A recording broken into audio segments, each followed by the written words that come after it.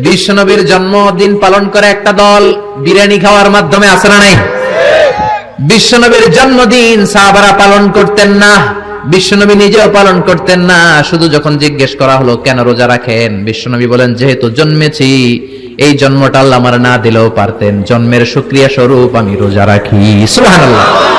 এজন্য 12 রবিউল আউয়ালে যদি কিছু পালন করতে চান খালি রোজা রাখবেন, কিন্তু ওই দিন মিষ্টি আর হালুয়া আছে না নাই? জশ্নে জুলুসে আছে না নাই? আহা, শুধু মিষ্টি আর জিলাপি, কিন্তু বিশ্বনবী রাখতেন রোজা। আপনি রোজা রাখেন, আপনি না খেয়ে থাকেন, তাহলে বিশ্বনবীর ভালোবাসার প্রমাণ পাওয়া যাবে, ঠিক কি না? চট্টগ্রাম থেকে আমি আসতেছি, এই যে 12 রবিউল আউয়াল জশ্নে জুলুসে ঈদে মিলাদুন নবী, পুরো চট্টগ্রাম শহর প্যাকআপ, গাড়ি চলে না।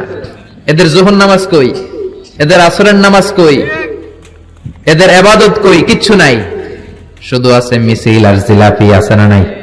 আছে না নাই? আছে না নাই? এজন্য এই নবী এমন নবী যে নবীরে বাদ দিলে সিয়াম বোঝা যায় না, এই নবীরে বাদ দিলে হজ বোঝা যায় না। কারণ বিশ্বনবী আমাদেরকে হজ করে শিখিয়েছেন। বিশ্বনবী জীবনে হজ করেছে একটা, উমরা করেছে 4টা। বিশ্বনবী যদি হজ করে না দেখাইতো, আমরা হাজির হতে পারতাম? জোরে বলেন, পারতাম? এজন্য এই নবীরে বাদ দিলে কিচ্ছু বোঝা যায় না, নবীরে বাদ দিলে কোরআন বোঝা যায় না।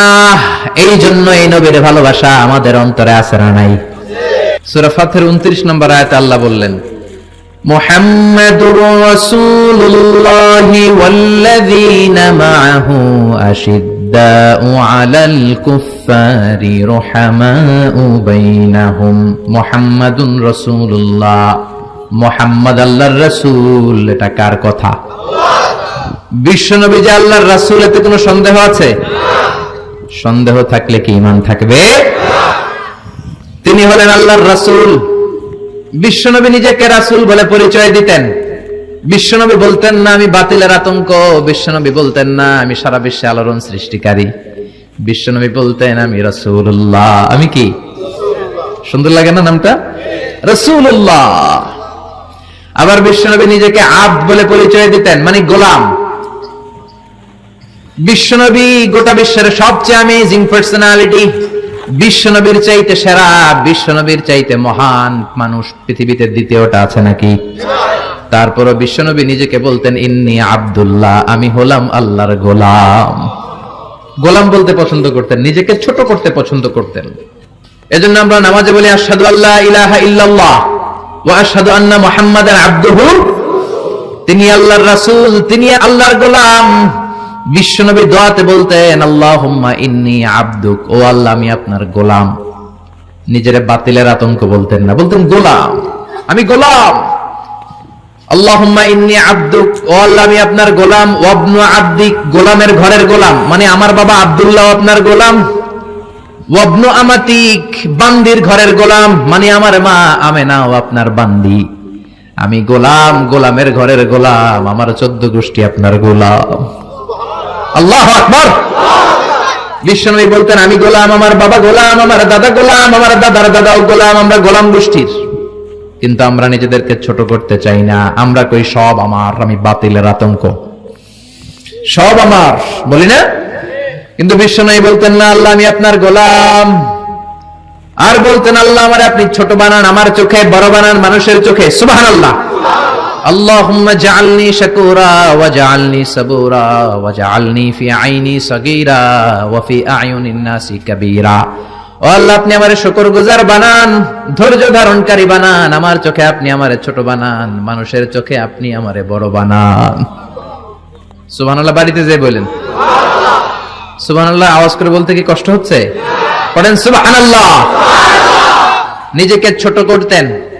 কেমন নবী তিনি, কেমন রাসূল, শুধু রাসূল নন, রাসূলদেরও রাসূল। আল্লাহু আকবার। মা কানা মুহাম্মাদুন আবা আহাদিম মির রিজালিকুম ওয়ালাকির রাসূলুল্লাহি ওয়া খাতামান নাবিয়্যিন। তিনি শুধু রাসূল নন, খাতামুন নাবিয়্যিন। নবী আসার যে চেইন, যে সিলসিলা, এটাকে আল্লাহ বিশ্বনবীর মাধ্যমে সিলগালা করে দিয়েছেন। আর কোন নবী নাই, জোরে কোন সুবহানাল্লাহ। তিনি শ্রেষ্ঠ নবী, নবীদেরও নবী। তিনি এমন নবী যিনি হ্যাঁ বললে শরীয়তের সবকিছু হালাল হয়ে যায়, তিনি না বললে সব হারাম হয়ে যায়। তিনি আঙ্গুল তুললে পূর্ণিমার চাঁদ 2 ভাগ হয়ে যায়। তিনি জমিন থেকে পা তুললে আল্লাহর আরশে মেরাজে চলে যায়। বিশ্বনবী যদি কয় হ্যাঁ করো করো করতে পারবা, এটা হালাল। কারণ কোনটা হালাল কোনটা হারাম এটা আমাদেরকে বিশ্বনবী শিখিয়েছে, ঠিক কিনা? বিশ্বনবী যদি বলে না না না এটা করা যাবে না, তাইলে হারাম, হ্যাঁ বললে হালাল, না বললে হারাম, ঠিক কিনা? আঙ্গুল তুললে চাঁদ দুই ভাগ হয়, পা যদি জমিন থেকে উপরে উঠায় আল্লাহর আরশে মেরাজে নিয়ে যায় কে? এজন্যই নবীরে ভালোবাসতে হবে জীবনের চাইতেও বেশি। এই নবীকে ভালোবাসতে হবে বিবির চাইতেও বেশি। এই নবীরে ভালোবাসতে হবে দলের চাইতেও বেশি। এই নবীরে ভালোবাসতে হবে নেত্রীর চাইতেও বেশি, ঠিক কিনা? নেতার চেয়েও বেশি, নেত্রীর চেয়েও বেশি, নিজের জানের চেয়েও যদি বিশ্ব নবীরে বেশি ভালোবাসা না যায়, মুমিন হওয়া যাবে? এ নবীরে বাদ দিলে কোরআন বোঝা যায় না, যায়? কারণ কোরআন এই নবীর উপরই তো আল্লাহ নাজিল করছে, ঠিক কিনা? এ নবীকে বাদ দিলে হাদিস বোঝা যায় না, কারণ হাদিস তো এই নবীরই কথা। এ নবীরে বাদ দিলে সালাত বোঝা যায় না, কারণ সালাত আমরা শিখেছি নবীর কাছ থেকে। নবী বলেছেন সল্লু কামা রাআইতুমুনি উসাল্লি, আমি নবীরে যেমনি নামাজ পড়তে দেখো তোমরাও তেমনি নামাজ পড়ো। এ নবীকে বাদ দিলে সিয়াম বোঝা যায় না, কারণ সিয়াম এই নবীর কাছ থেকে শিখেছি। এজন্য নবীর বিরুদ্ধাচরণ যদি করে তার সাথে কোনো আপোষ চলবে? আপনি তার বিরুদ্ধে যাবেন, বিবৃতিতে যাবেন, কথা বলবেন, ময়দানে নামবেন, ঠিক না? বিশ্বনবীর গালি দেয়, বিশ্বনবীর বিরুদ্ধে পেজ বানায়, ব্লগে লেখে, বিশ্বনবীর পারিবারিক জীবন নিয়ে কথা বলে, এগুলো পিতৃ পরিচয়হীন, এগুলো জাহান্নামের নরকীট, এগুলো মানুষ নামের পশু। চিল্লায় বলেন ঠিক না? কয়েকটা জায়গায় আমরা বলো দুর্বল। কোরআনরে গালি দিলে আমাদের সহ্য হয় না, নবীরে গালি দিলে সহ্য হয় না। নবীরে গালি দিলে আমাদের কলিজায় আগুন লাগে কি লাগে না? লাগে কি লাগে না? কার কার লাগে? দোহা উঁচু করে আল্লাহর দেখাও।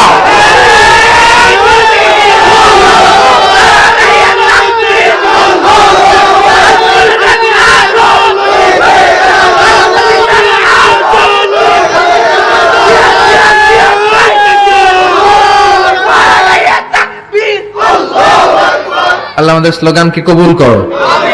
নবীর জন্য যে ভালোবাসা, এই ভালোবাসার কারণে নবীর শাফায়াত আমাদের নসিব করে, পড়ে না আমিন? এজন্য এই নবী এমন নবী যার বাদ দিলে কোরআন বোঝা যায় না, হাদিস বোঝা যায় না, নামাজ বোঝা যায় না, রোজা বোঝা যায় না। জোরে বলেন ঠিক কি না? আমাদের নবী এমন নবী যেই নবীর আগমন বার্তা দেওয়ার জন্য আল্লাহ আরেকজন নবীকে দুনিয়ায় পাঠিয়েছে। ঈসা আলাইহিস সালামকে আল্লাহ শুধু পাঠাইছে যে তুমি দুনিয়াতে যায় বলো সর্বশ্রেষ্ঠ একজন নবী আসতেছে। জোরে করে আল্লাহু আকবার।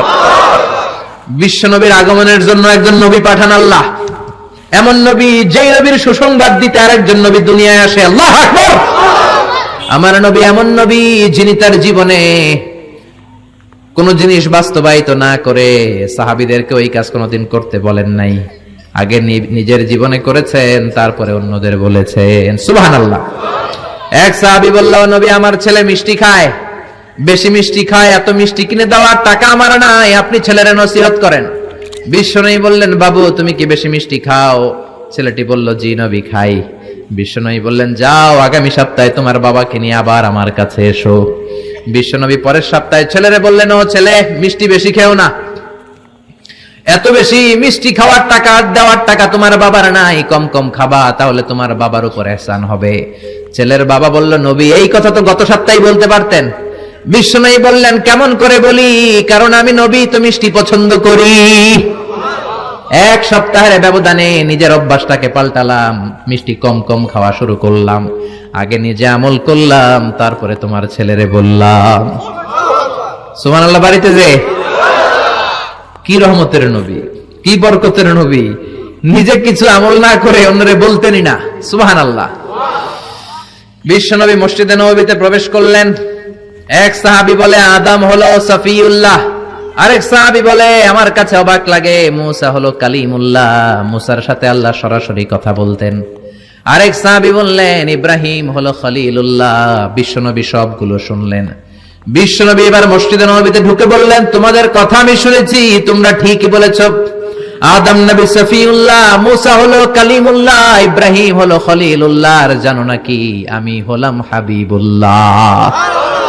খলিল মানে আল্লাহর বন্ধু, হাবিব মানেও বন্ধু।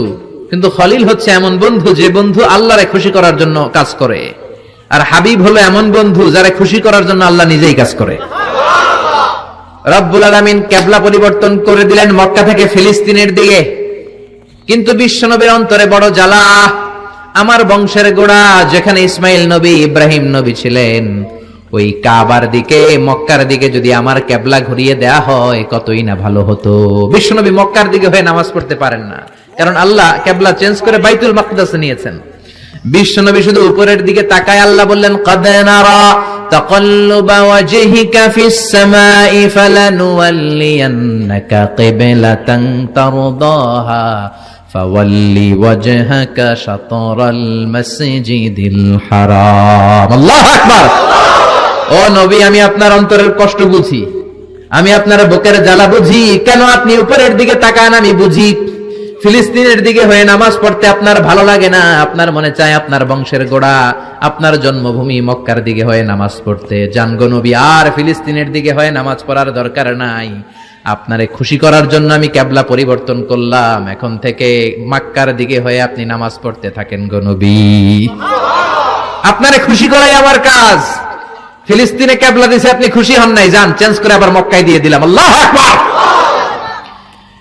এজন্য আল্লাহ বললেন মুহাম্মাদুর রাসূলুল্লাহি ওয়াল্লাযীনা মাআহু আশিদ্দাউ আলাল কুফফারি রুহামাউ বাইনাহুম। মুহাম্মদ হলো আল্লাহর রাসূল। কার কথা? বিশ্বনবী বলেন আমি এমন রাসূল, আমার সব কাজেই বরকত আছে না নাই?